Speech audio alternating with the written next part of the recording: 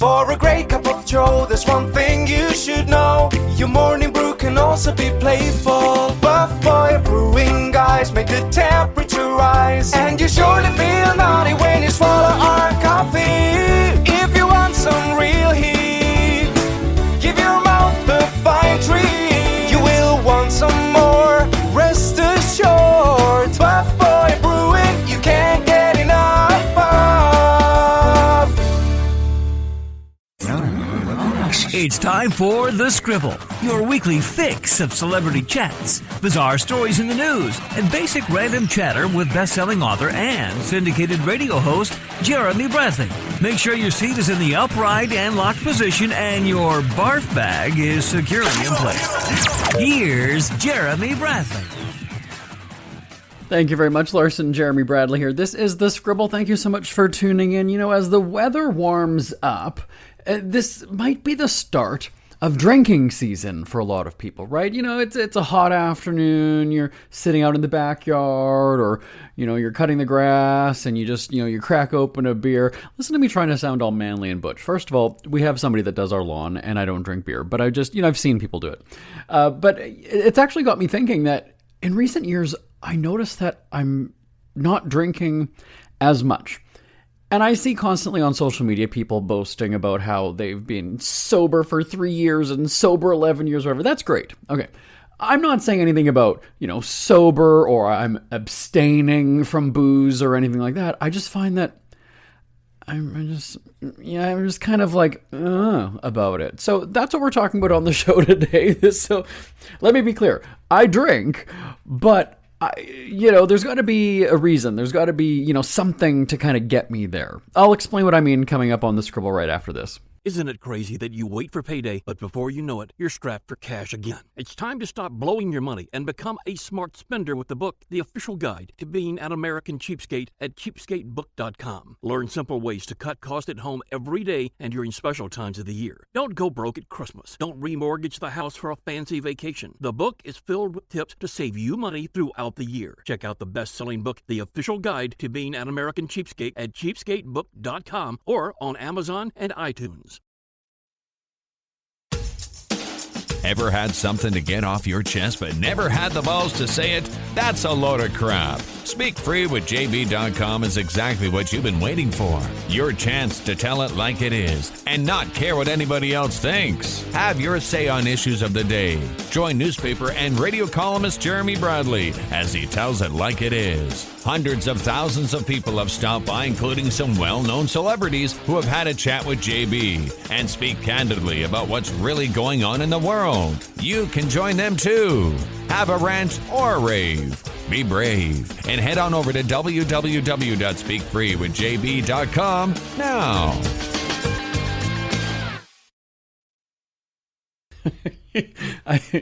Our team, we have a lot of fun. They just asked me if I want to drink for the show.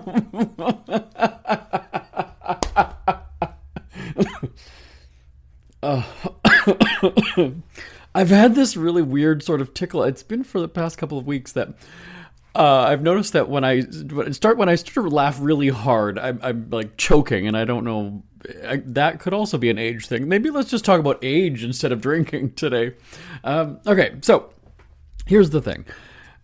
When I was probably, oh boy, how old was I? I was a teenager. So let's say I was, when I was working out at the lake, I worked in a kitchen at a golf course. That was really when I started to drink with my friends.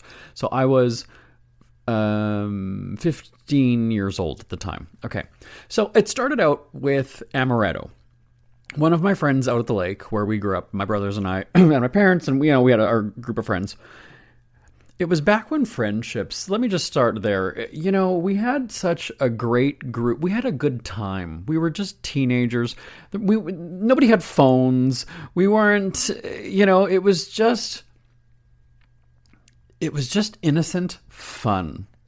And I think back to those summers. This is when like Dixie Chicks Wide Open Spaces was, on the radio. We were singing that all the time. And it was, the height of, Backstreet Boys and NSYNC and Britney Spears and Aqua, Savage Garden, Matchbox 20. Like those are all the songs that take me back to that time. So this is how far we're going back, everybody, okay? So we that would be I don't even know. What would it be? So I graduated in 2000. So we're probably about 1996, 1997 here. And it was just an innocent time with our friends. Yeah, we had the odd drink or whatever, but this is the thing. So we went to my friends, their brother and sister, Chris and Rihanna, which I always laughed because, Chris Brown and Rihanna got together. And so, but this was Rihanna, Reanna, not like Rihanna, the singer. Riha, not that way. So anyway, we would be at their cottage and their parents were there. But their parents were there. That's exactly my point. So Rihanna, she turned 18, and so I would have been. That was the summer I turned 16.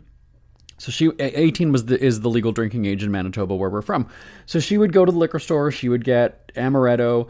Her brother Chris would drink beer, and we'd have a sip of it. And then they would also just get.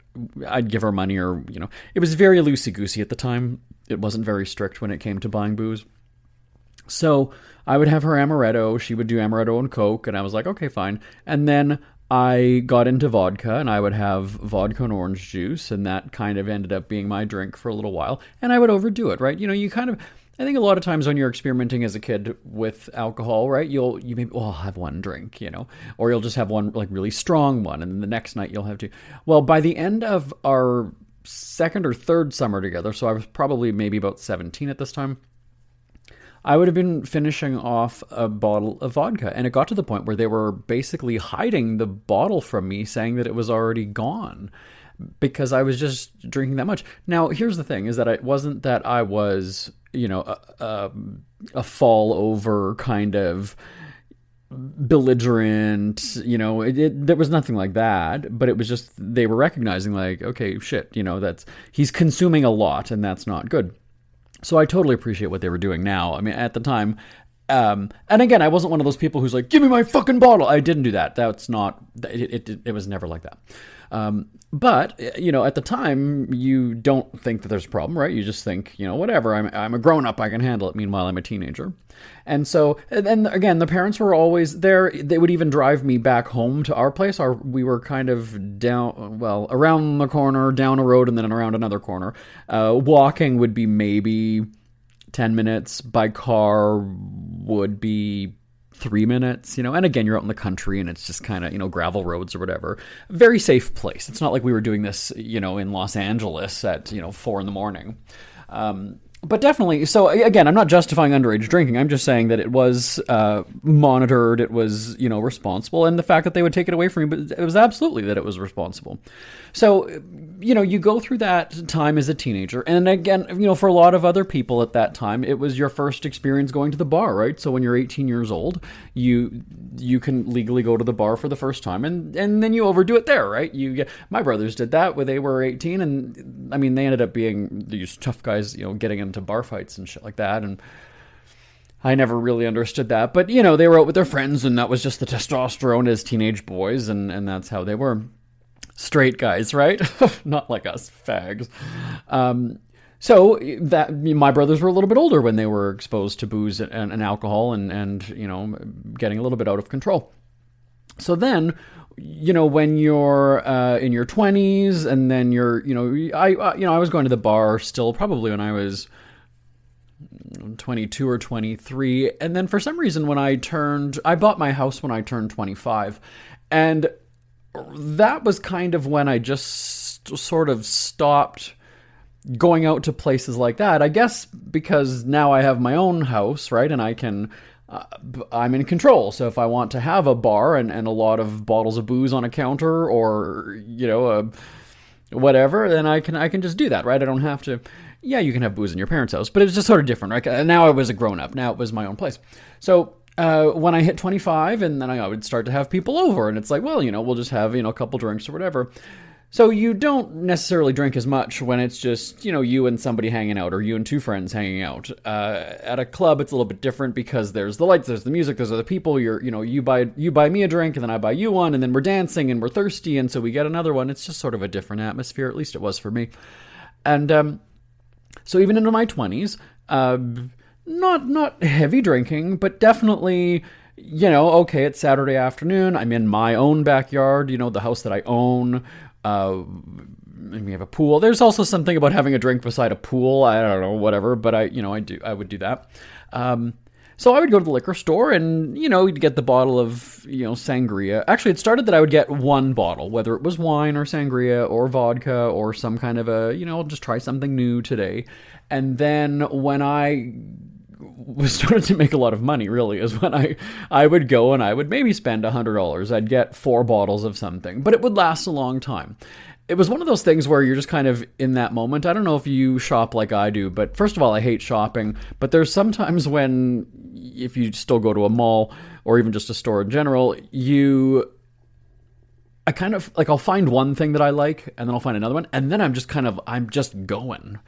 Here's another thing, here's another thing, here's another thing, here's another thing. And then you get them home, and then you know exactly what happens, right? I don't want this shit. Why did I bother? Oh, I can't believe I got... That's what would happen at the liquor store.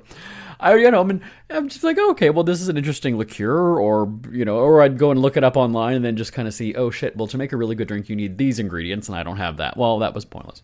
And the bottles would just sit in the fridge for however long. So I would buy a lot of booze, but just not consume it. And then when I hit my 30s, I kind of also just went into this. It was the height of my radio shows at that time too. So it was just very busy with work, and I wasn't a very social person. So I stopped having people over to my house. And then also too, because I was in local media as well, I was in the newspaper every week, and then I was on the radio, and then I had these best-selling books coming out. I was constantly being contacted, email, or mostly email, really. Social media I wasn't really on it, but I guess people were reaching out there too. And so I kind of went into this bubble of I don't want people in my house anymore. I kind of just want to do my own thing, because the emails were nonstop, and it was because it was so many different platforms or different avenues where people were emailing about a newspaper column or a book or a radio show, whatever it was. I just couldn't escape the contact. So I think in my own in my physical world, I kind of I don't really want people I'll go out places, I'll go to a restaurant, I'll go to somebody's house, but they're not coming to my house anymore. And so I started to kind of draw that line. And then I meet my husband, and it's like, oh, fuck, now he's in my space. And I still feel that way today. He doesn't listen to this show, so I'm okay. But anyway, so what I would find, though, is that, I was working, and then, of course, I'm doing all these different Hollywood events, so I was not drinking the stuff that I had at home, because my house was in Canada, and I was in Hollywood. So when you're going to these events, you got the booze free, just like when you go to an all-inclusive resort, right? You overdo it that first day, maybe the second day as well, and then by day 5 or 6, you're just kind of I don't even want to drink, because it's accessible to you, right? It's always there, and so, I'd always wondered about that, where...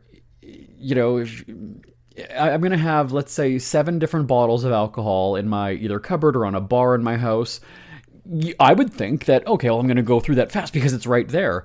And then after a while, it's like, well, because it is there, I'm not having it. Right? Let's say, okay, you buy 5 bags of chips. Okay, you'll eat the first one that first day, and then the others will just kind of sit there. Are you really going to go through 5 of them that fast? Probably not. But they're there if you want them, but you don't have them. So here I am in my, early 30s now, going to Hollywood events, and you have a glass of wine or whatever. But again, it's not a time where you overdo it, right? You're not getting sloppy, you're not falling over, because it was also a professional not appearance, but a professional event or something. So you're having it socially. It's sort of casually, but you're not doing shots of tequila at a bar. No, you're standing around holding a wine glass and you're talking to a music executive or whatever it is, right? It's a bit of a different sort of atmosphere. But never in my 30s have I had one of those moments where it's shot. I don't even know that I've done a shot in probably Okay, hold on now. Let me try to talk through this live as I'm doing the show. The last time that I did a shot, it would have, I don't even know. Truly, I would say at least,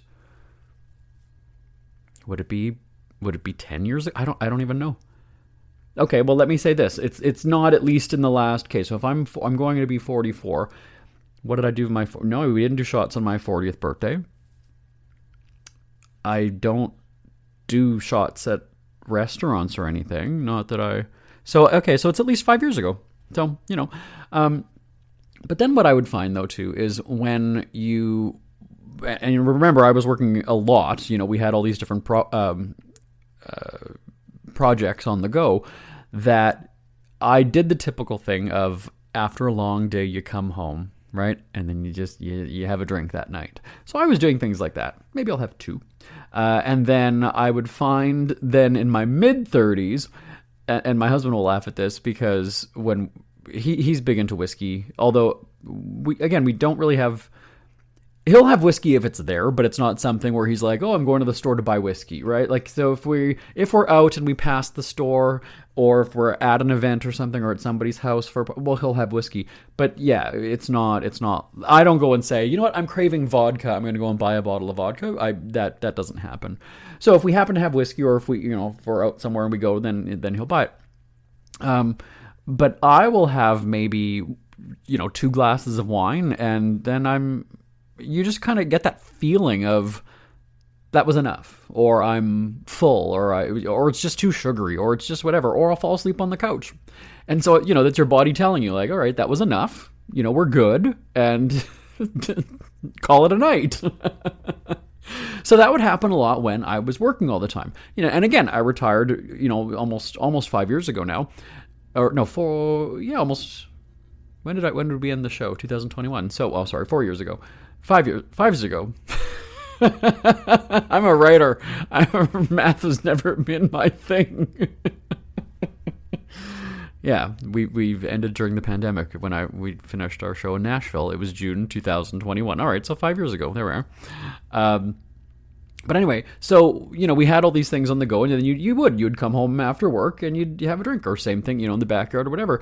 And now, I would have to look. Maybe I should call my husband during the break and just go to the fridge and ask, look, how many bottles of booze do we have in there? We might have probably 2. We might have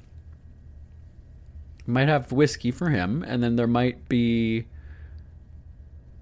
Did we have rum and eggnog at Christmas? I'm wondering.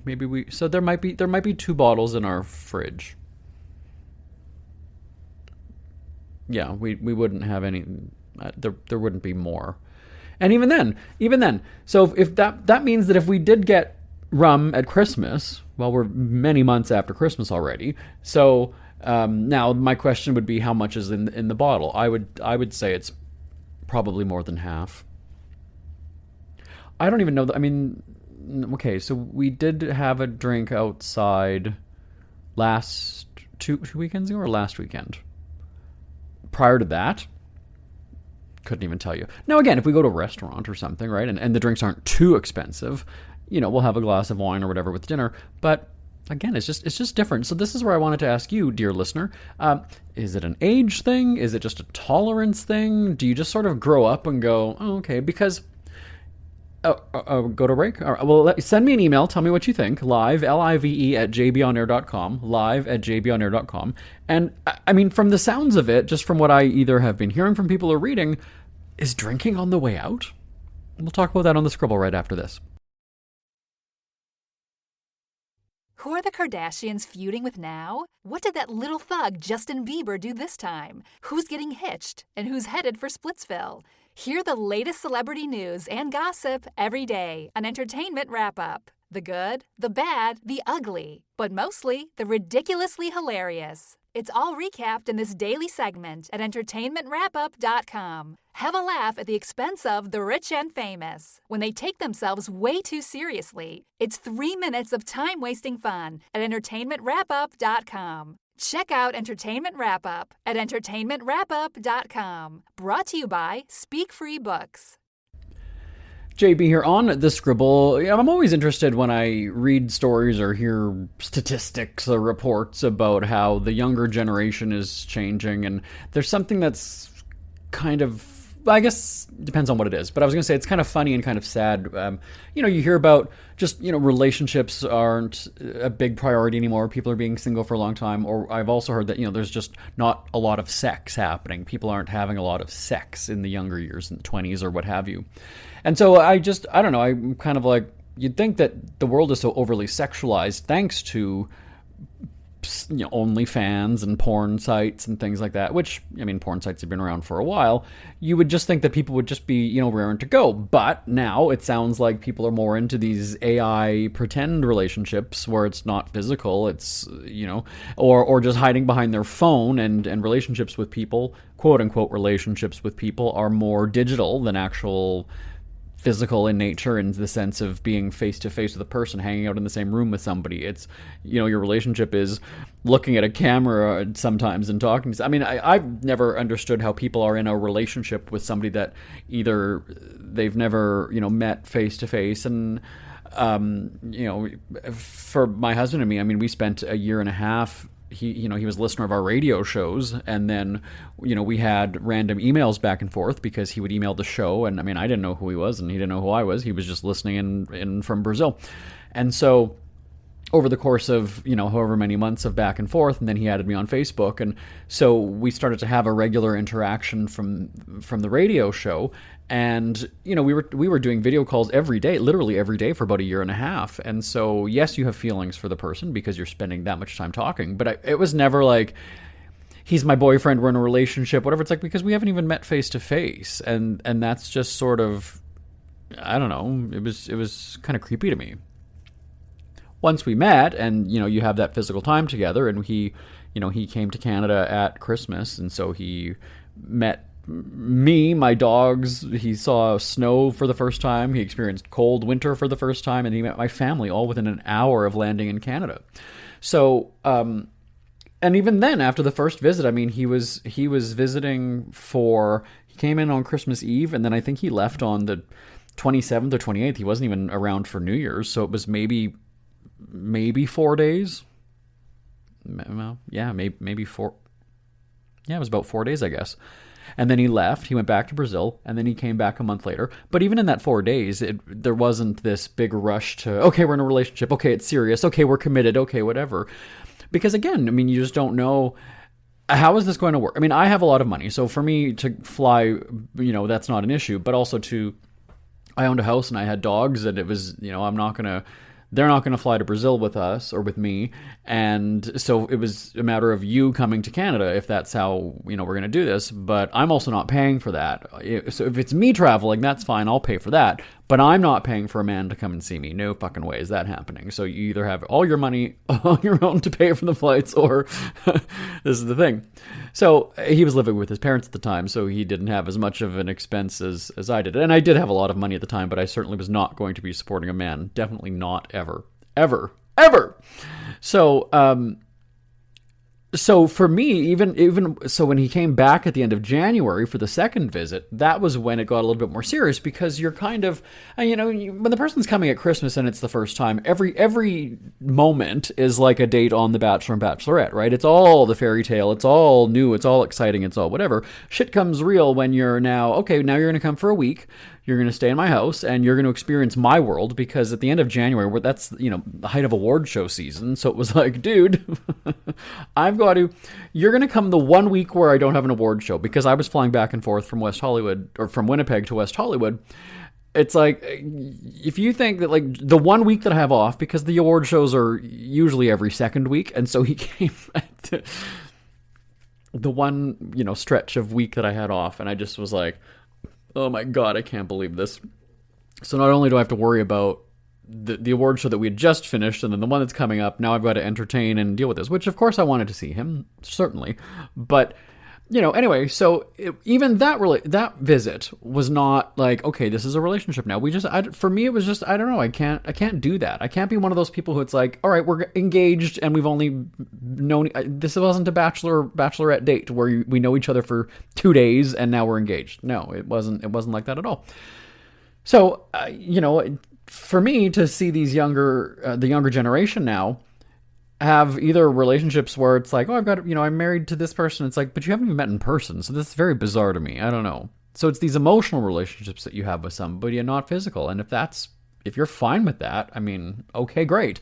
I think it's going to be very lonesome after a while. I think that it's going to be it's not fulfilling. I mean, there's just something about, I don't know, I'm just thinking about me having intimate time with myself is one thing, but then, with somebody that you love and trust and care for, and if I may, in my situation, who's fucking hot. Again, he's a ripped, tanned Brazilian fitness model bodybuilder, so I do enjoy sex with that.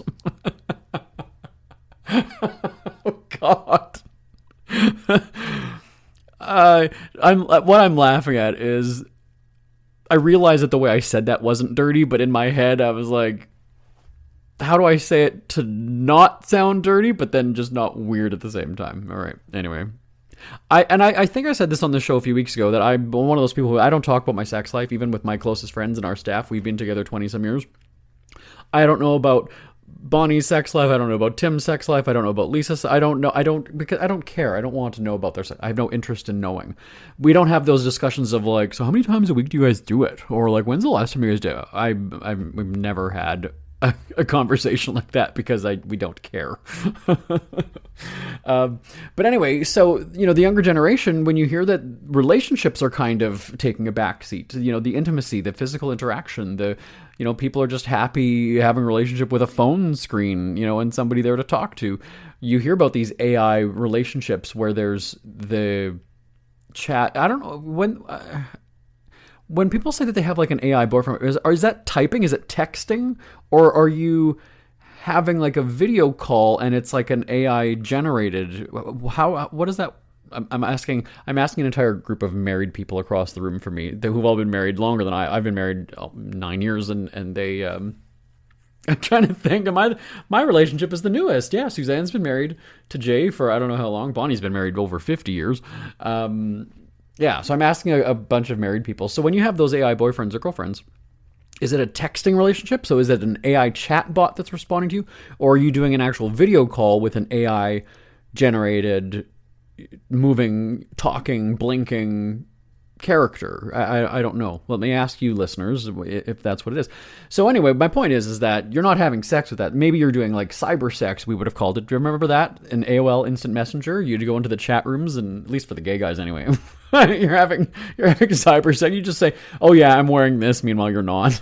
And whatever, that was good enough. I mean, hey, that was interaction, at least for me as a teenage boy. A teenage gay boy, more so. But I don't know. So when you hear about the new generation not taking relationships all that, not serious, but making that much of an importance in their life, alcohol is another thing. There are people have said, drinking is kind of, going down. It's not necessarily the big thing. Maybe it's drugs now. I don't know. I'm not in my 20s, so I know that when I was when I was in high school, again, I graduated the year 2000, so we're talking, 26 years ago now, but alcohol was kind of the things that the kids were getting into. There was really I don't know of anybody who was doing hardcore drugs. I don't. I would think that maybe I knew one or two people who were doing marijuana because, again, just at the time, booze was kind of if you could be underage and score booze, that was sort of the thing. And smoking cigarettes, I guess, was more so the cool thing. But marijuana was not really, at least not with the people that I ran with. It wasn't. You were cool if you were smoking and you had a beer or you had, vodka or something like that. Marijuana, at least not the kids that I was hanging out with. So, and again, I always just think about how, in my late teens, early 20s, it was, you would go to the nightclub, you would go to the bar to dance the night away. I don't think that, I guess it still happens in West Hollywood. We have Santa Monica Boulevard where, people do go out for the night to the bar. But I think about in my hometown of Winnipeg, my nephews are in their they're that age now, late teens. So they're old enough to go to bars, but you go to a sports bar or you go to a lounge. They're not going to the dance club. I don't even know that those necessarily exist anymore in Winnipeg.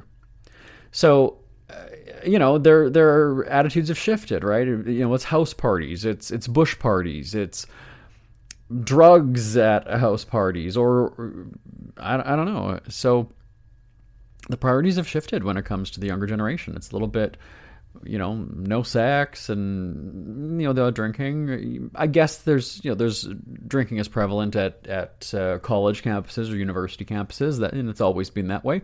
But yeah, so for me, like I said, turning 44 this summer, I just sit there and go, if somebody offers me a drink, okay, but I don't sit at home and think I want a bottle of wine, or I'm going to, even on a hot day, this is now I kind of got into lemonade last summer. Yeah. Just, lemonade or an iced tea. I think back to those times where you first go to a restaurant, right? And you order, I'm like, I'll have an iced tea. So I discovered lemonade last summer. I buy some lemons, cut those up, put them in the pitcher, and have a lemonade out in the backyard. And there were times, yes, actually we did put whiskey in the lemonade one time. In one pitcher, we did put some whiskey. But yeah, like I said, if I go somewhere and somebody offers me a drink, fine. But it's not like, hey, I'm going to mix a drink, honey, do you want one? Or he offers me, because we just don't think it. We're water drinkers. We have 2 water coolers in our house. We have one in my office that I have at home, and then we have one in the kitchen. So the fact that our house has 2 water coolers says that we drink a lot of water. And they're on 2 different floors, actually. Maybe that's a part of it too. But yeah, so tell me, as you get older, do you find that you drink less now? Is it just sort of, at some point you kind of go, oh, all right, I've had enough. I was laughing at my parents because when we go there, for Christmas or like one of their birthdays or something, they have a cupboard above the microwave in the kitchen where it's full of bottles of booze. And so whether that's because they were like, it happened actually after my mom retired, they would get gift cards for the liquor store or even just a bottle of wine or whatever it is, right? That's kind of a nice gift when somebody's retiring. And so my mom would say that. So she'd be like, go up in the cupboard. It's a high cupboard, so we're taller than her, and we'd open the cupboard. And it's like full of booze, and you're just kind of like, oh my God, you have all this shit. You're not even really. And so she would say the same thing. She's like, we don't, like, when do we drink? What do we, my dad's a beer person, and he might do vodka. No, what would he do? I know that he's a beer person. Oh, Clamato, tomato juice, and what do you do? Vodka with that? I don't know. I don't have that. Is it? It's called Clamato in Canada. Is it the same thing in this? It's clam juice and tomato juice or something like that? And vodka. Okay, so yeah, he would have vodka or beer. He's a beer drinker. And my mom would have, she gets the cheap fizzy wines, like the colored ones that are like pink, and then they have like the twist cap kind of a thing. She's not doing a corkscrew and whatever. No. So, you'd go to the cupboard and, here's this couple. I mean, they're in their 70s now, but I'm thinking back to even, 10 years ago where you just kind of go in there, we just don't drink. So is it an age thing? Tell me, send me an email, live, L-I-V-E, at jbonair.com, live at jbonair.com. We will take a break. No, we're not. We're going to end the show. There you are. That is it. So do you drink more now? Do you drink less now? Do you not drink at all? I'd love to hear your story. Live at jbonair.com. My name is Jeremy Bradley. This is The Scribble. I'll talk to you next time. Bye-bye, everybody. We hear you chirping. Get scribbling. Tweet up The Scribble at The Scribble Show. Join the discussion with Jeremy Bradley. It's all going down right now on Twitter at The Scribble Show and at thescribbleshow.com. Want more Scribble? Check out thescribbleshow.com for past shows, celebrity interviews, cheapskate tips, and more. That's at thescribbleshow.com and on Twitter at The Scribble Show. The Scribble is a speak-free media presentation. If you want some real heat